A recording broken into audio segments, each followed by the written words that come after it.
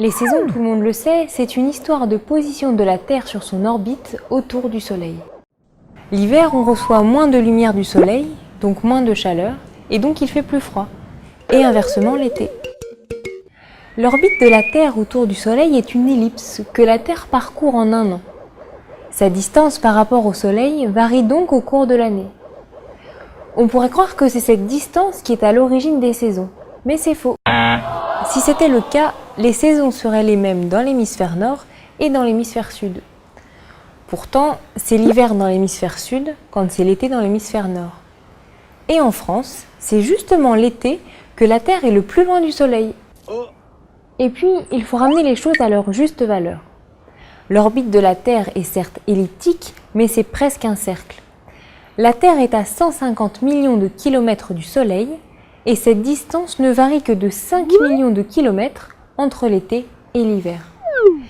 Si l'on représentait le Soleil par un ballon de football placé au centre d'un terrain de foot, la Terre serait représentée par une tête d'épingle de 2 mm de diamètre. Dans ce cas, la Terre serait placée à environ 24 mètres du Soleil, c'est-à-dire à mi-chemin des buts, et cette distance ne varierait que de 80 cm entre l'été et l'hiver. Pas de quoi expliquer les changements de saison. Pour comprendre ce qui se passe, regardons la quantité de chaleur ou de lumière que nous recevons du Soleil. Pour simplifier, ne retenons que les rayons du Soleil qui chauffent la France, un peu comme un radiateur. Si l'on prend ces mêmes rayons et qu'on les glisse jusqu'à l'équateur, ils éclairent une surface plus petite.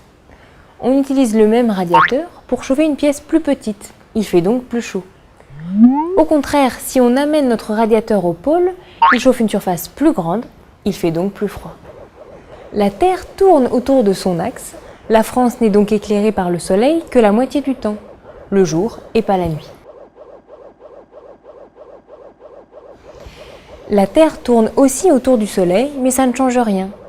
Notre radiateur chauffe toujours toute la France, quelle que soit la position de la Terre autour du Soleil. Pour expliquer les saisons, on n'a pas encore pris en compte un point essentiel. L'axe de rotation de la Terre est incliné.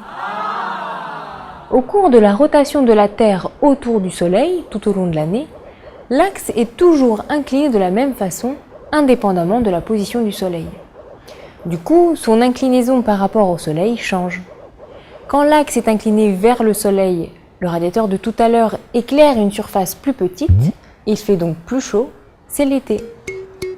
Au contraire, quand l'axe est incliné dans l'autre sens, le radiateur éclaire une surface bien plus grande et il fait plus froid, c'est l'hiver. La quantité de lumière réservée à la France en été doit chauffer en hiver, en plus de la France, la Grande-Bretagne et l'Espagne. Pas étonnant qu'il fasse plus froid. Mais pourquoi 4 saisons? Pourquoi pas 2 ou 10? En fait, il faut distinguer les saisons astronomiques et les saisons météorologiques. Les astronomes ont une définition bien précise. Quand l'axe de la Terre est incliné exactement vers le Soleil, c'est le solstice d'été dans l'hémisphère nord. Au contraire, quand il est incliné à l'opposé, c'est le solstice d'hiver dans l'hémisphère nord. Et entre deux, quand l'axe est perpendiculaire au Soleil, ce sont les équinoxes d'automne et de printemps. Et ils définissent ainsi 4 saisons. Les saisons météorologiques sont plutôt une question de culture.